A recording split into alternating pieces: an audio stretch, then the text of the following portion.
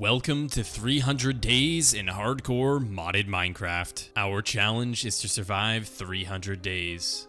We have three main objectives in today's video. Objective number 1 is to craft dragonsteel weapons, such as the battle axe and the sword. Our second objective is to eliminate a deathworm. These deathworms are found beneath the sand. Our final objective is to defeat a stage 5 fire dragon. They are found in the depths of the Twilight Forest. Now the question is, can we survive? Special thanks to Bisect Hosting for creating this server for us. If you guys want to make your own server, click the link in the description and you can use code PAINFUL for 25% off your first month. Day 201 to 204, we began creating our fire dragon's nest. We decided a great place to build this was directly above the blacksmith that we had built. We used the remaining netherrack that we had from the nether, and we created an entire floor with the netherrack. This is what the design ended up basically looking like. At this point, we still haven't placed the dragon egg, nor have we placed the fire on the netherrack, but it looks pretty good. I placed it as center as I could, and Forrest lit the fire, and just like that, ladies and gentlemen, our dragon was now hatching. While we were waiting for the dragon to hatch, we took one of your suggestions from the comments and decided to make this glass aquarium into an armory. While I was essentially making a stage for the armor stands, Forrest was working on making an enchantment table. We placed our one armor stand, then went back and gathered a few more and placed them.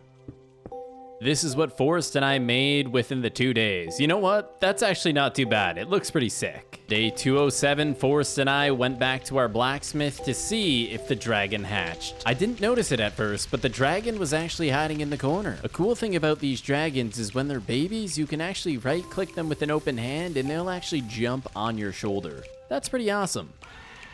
Before I forget to mention, we crafted a couple of dragon meals, and when feeding the dragon, it actually grows in size. You could only imagine how big this thing's gonna get.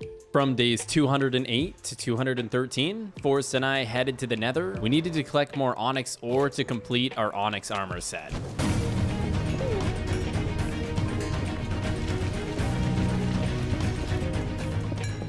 As we were looking for onyx ore, we heard some blaze firing coming from the ground beneath us. There behold, some sort of gold secret room. We decided to just dive right in and eliminate these blazes. After eliminating the blazes, our first chest we opened, we got some sort of pendant, a totem of returning, but in this second chest, we found a backfire cannon, which when we shot it, actually didn't do any damage. Like, I don't understand, what is the point of this thing? We shot at Forrest one more time to see if it actually did anything, but it doesn't look like it's meant to do damage. Once we arrived home, we found this frostbound in our base with 205 armor. Like, this thing was a tank. It took so many hits to kill him, and he was breaking our chests, man. Like, what the heck, man? Now we gotta fix all this. Anyways, next up on the agenda, we were going to create our onyx armor and then of course enchant it. As we were walking in though, we realized there was a random villager named Baani. I'm not sure what to do with him. You can't trade with him, so comment down below, what do we do with this thing? So we went ahead, made our onyx chestplate, and we made our onyx leggings. And shortly after we enchanted, a TNT frostbound decided to enter our base. Wow, isn't that just great? Now we have a huge hole in our ground. After eliminating the frostbound, Forrest and I were really curious to see where this thing came from. So what we did is we followed its tracks, and as you guys can see, it made a massive tunnel leading all the way from a dungeon leading into our armory. That is just absolutely absurd. On day 215 to day 217, Forrest and I were on a mission to find pixies. To tame pixies, you need to provide them with cake. Once pixies are given cake, they are able to be tamed. Once you have a tamed pixie, you can actually get custom potion effects from them. My pixie gave me luck, Forrest's pixie gave him jump boost, but there's even some pixies out there that can give you permanent strength and speed, so we just kind of got unlucky, I guess. After returning home, we had to punch the pixie to take the food away from him. That way the pixie could sit down without flying away. For the next 4 days, Forrest and I headed into the Aether in hopes to find a Valkyr boss. After days of running, we finally spotted some sort of citadel-like object floating in the sky. We also noticed that there was a cobblestone pillar being built up the entire way, like somebody had already been here.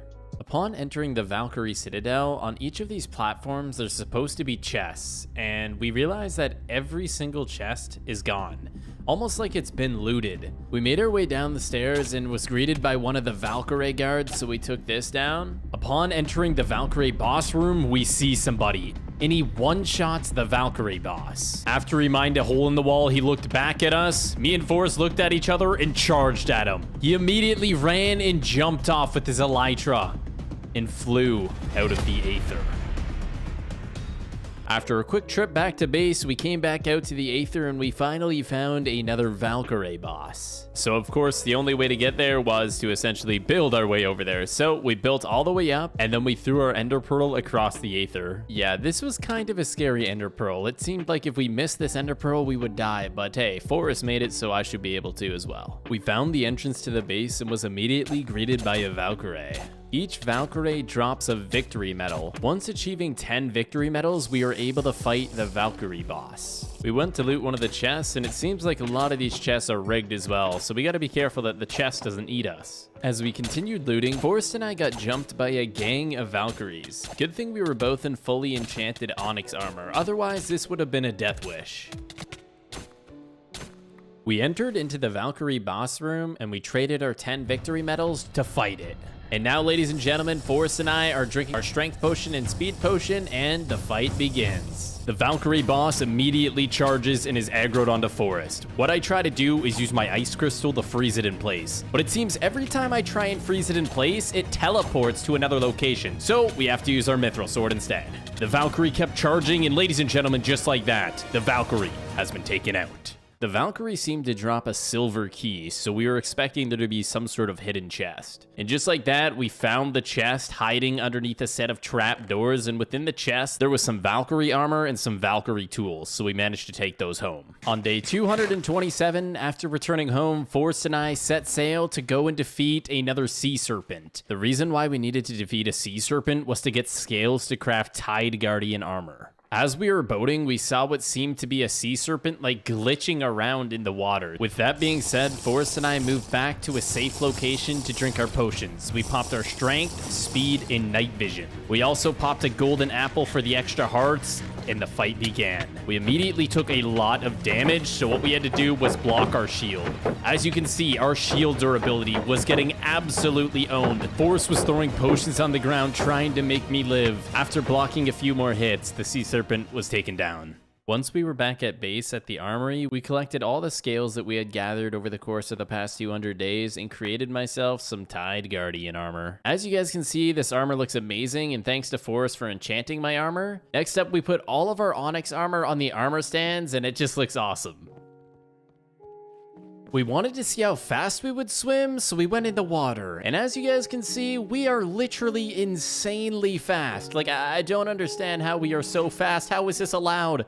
Like, we are speed demons. Our next objective was to head to the Twilight Forest and try to find a Vidzarn Naga. These things are pretty insane. Just wait. While we were running through the Twilight Forest, we found ourselves running into a dragon's platform, and we weren't exactly sure where the dragon was, but we know we didn't kill it, so it had to be around here somewhere. While we were scavenging the den, the dragon finally showed up, blasting us with his fire. Thankfully, this was only a stage 1 dragon, so it wasn't going to be able to do that much damage to us if we use our shield correctly. As you guys can see, we've only been fighting this thing for a short period of time, and it's already half health. It's constantly blowing fire and destroying the entire environment around us, but just like that, that dragon was slain. As we were collecting the gold from the dragon's den, I see something in the distance, and it seems to be the Vidzarn Naga's den, right beside this dragon platform. You can see it in the distance, and before entering the den, we pop our strength and speed, and we ender pearl directly in. As you guys can see, this thing looks to be some sort of giant snake that just slithers around the garden. Surprisingly, as big as this creature is, it didn't do nearly as much damage as we thought. After only fighting this thing for about a minute, we took it down, and that was actually a lot easier than we thought. We ended up getting the Naga trophy, which is I guess essentially just his head, so we brought that back to base.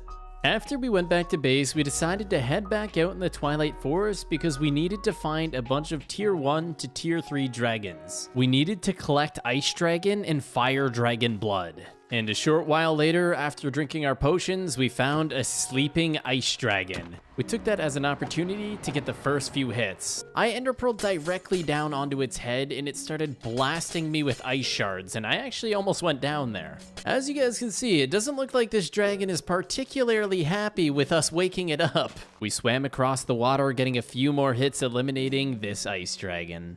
And as you guys can see, me and Forrest were using our glass bottles that we use from our potions to collect ice dragon blood.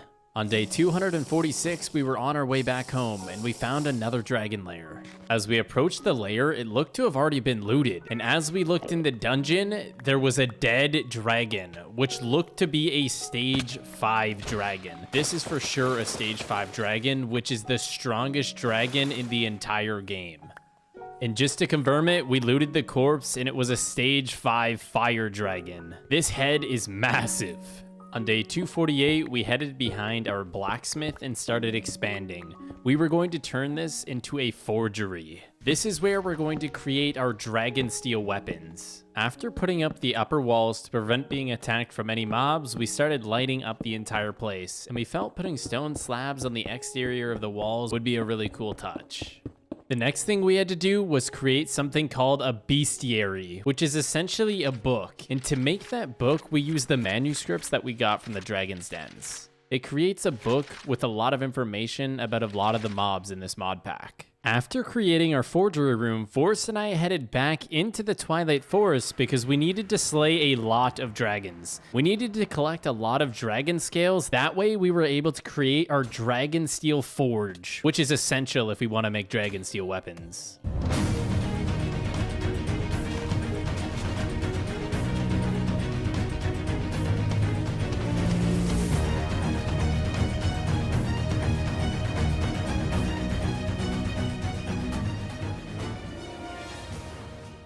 After slaying a bunch of tier 1 to tier 3 dragons, we decided it was time to feed my dragon. So as you guys can see, we put our dragon back on our shoulders. It's a little bigger this time, and we decided to give it some dragon meals. As you guys can see, after feeding it those dragon meals, it got relatively big. This thing is getting scarier and scarier by the minute. Next up on the agenda was to build a dragonsteel forge, which required dragon bone blocks. This is what the dragonsteel forge looks like when it's completed.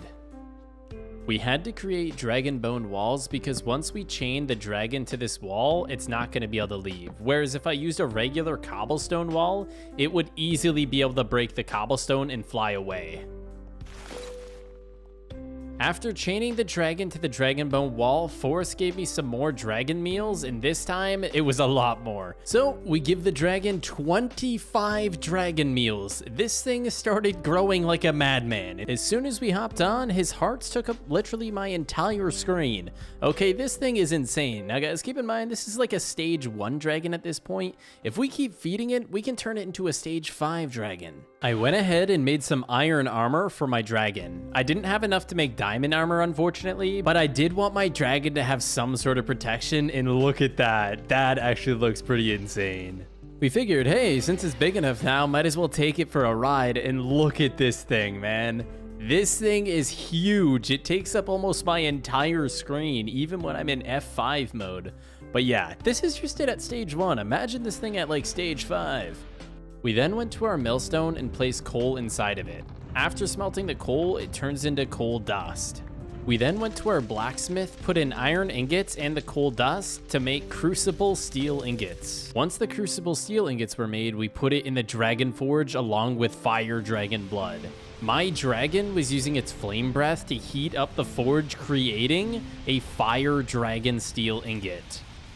It is time to craft our battle axe. We placed our wither bones in and created a fire dragon steel axe. This thing is insane. We spent the next 7 days looking for a Deathworm, and while we were looking for that Deathworm, a giant, what seemed to be mirror image of my skin came running at me, and it did 3 hearts of damage even though I was blocking my shield. This thing hits like a truck. I think if it wasn't for these ender pearls, I would be a dead man right now. And guys, once again, if we die, the entire world deletes. So thank God for these ender pearls. With a couple more hits, we were able to take down that giant bald thing. And as you guys see, it dropped a giant pickaxe. This thing was literally like 10 times as big as me. Anyways, after killing the giant, we realized that the giant was guarding a deathworm. These are the worms that live beneath the sand, and every time they attack you, they dive out and then dive back in the sand. It actually turns out these things are pretty weak and don't have that much health at all, so we just kind of killed it. After eliminating the giant and the deathworm, it took us 2 days to return back home.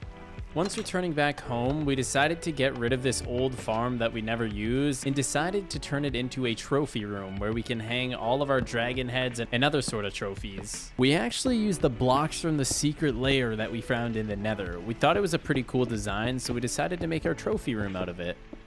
The trophy room isn't quite finished yet, but you get the idea of how we want it to look.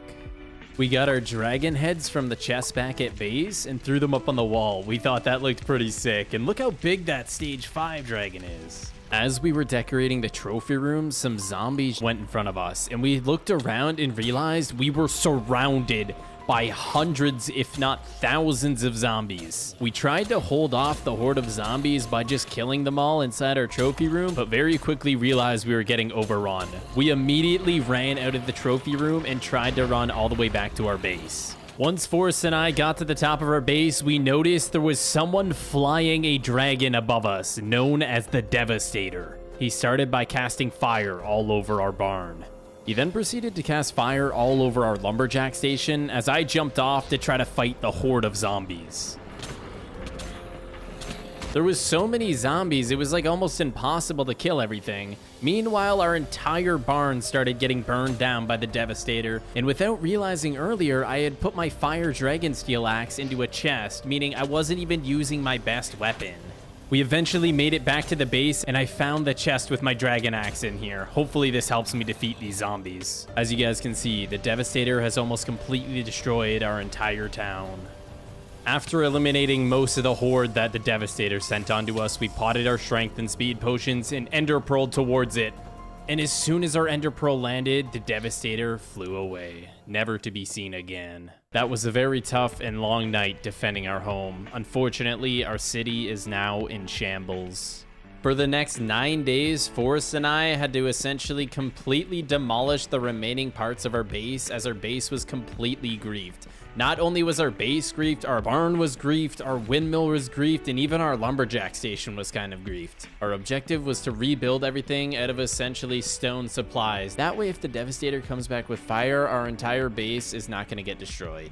We also decided to take down what was left of the windmill, which honestly wasn't too much. Most of the windmill was turned into this like black scorched sand. So we decided to get rid of the wood, and obviously we're going to be placing some stone supplies there just in case he comes back. Our lumberjack station actually didn't get hit too hard by the fire as it had a big cobblestone roof over it, but we decided to replace all the wood anyways because we didn't want to take any chances. The final structure we had to delete was our barn because the entire roof inside of it got completely griefed. So as you guys can see, we've essentially recreated our town. We made a couple changes to our mansion, making it a little bit more aesthetic.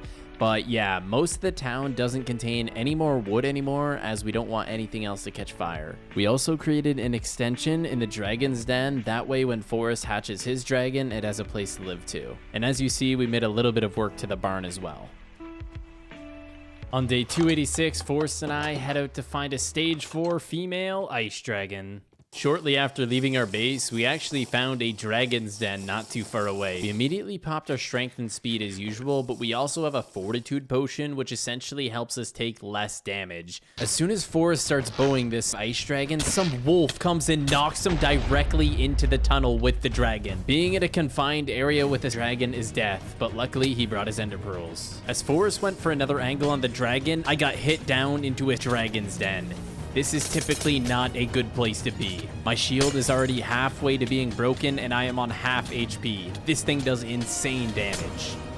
It is constantly putting icicles on my feet, preventing me from moving. Since I'm frozen in place, I try using my ender pearls. It's the only way I'm able to escape from this thing, and I actually find myself escaping into a corner. This allowed me to get into a position to repop my potions before charging back in. As you guys can see, my dragon fire seal sword is very effective on an ice dragon as it burns and is finally eliminated. As we got closer, we used the glass bottles from our potions to acquire the ice dragon blood. We then proceed on looting the stage 4 ice dragon. That way Forrest can obtain the egg, and look at the head, it's actually pretty huge. And from day 289 to 291, we finally returned back to our base. And we made a little area where we're gonna place the ice dragon. So you gotta fill up the water with whole, you then place the egg inside of it, and after waiting for about 10 seconds, it turns into ice. After traveling through the Twilight Forest for 7 days, Forrest and I had finally found what looked to be a stage 5 fire dragon. After popping my speed and strength, the dragon throws me up in the air, and as I come down, I nearly die instantly. We go in for another hit on this dragon, and it hits me a couple times, and I already am at half health. This thing does a ridiculous amount of damage. We had to play this smart. I was trying to block my shield as much as possible. That way I prevent as much damage as I can, but it's literally raining fire constantly on me, so I had to ender pearl away. As I was being buried in fire, I jumped into the dragon's den, and Forrest eliminated the dragon. The dragon was eliminated on top of a tree. We collected the dragon's blood and then finished looting the dragon. On day 300, we made it back to base and the ice dragon had hatched. Look at that little thing. It's actually pretty cute. I mean, if you compare that to my dragon, at least it's pretty cute. The final thing Forrest wanted to do was give his dragon dragon meals. And look at that. That thing is growing pretty dang fast. If you made it this far into the video, comment 100 days. That's how I'll know you're a true fan. I really appreciate the support, and I'll see you all soon.